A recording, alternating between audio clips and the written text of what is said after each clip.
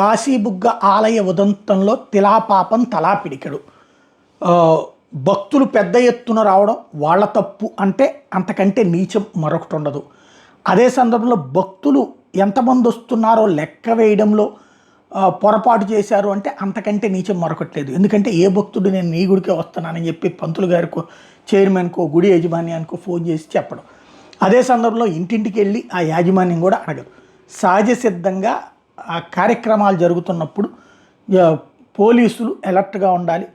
అక్కడ వస్తుంటారు జనం ఈ టైంలో అన్నటువంటి, బట్ వాళ్ళు అలర్ట్గా లేరు.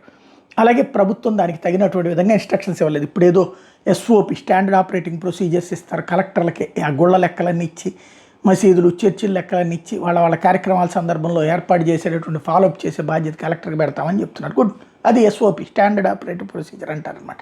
నిన్న మన డిబేట్లో ముళ్ళపూడి రేణుక్ గారు చెప్పుకొచ్చింది కూడా అదే. ఇప్పుడు సమస్యల్లో ఏంటంటే ఆ గుడిని ఇప్పుడు మూసేశారు.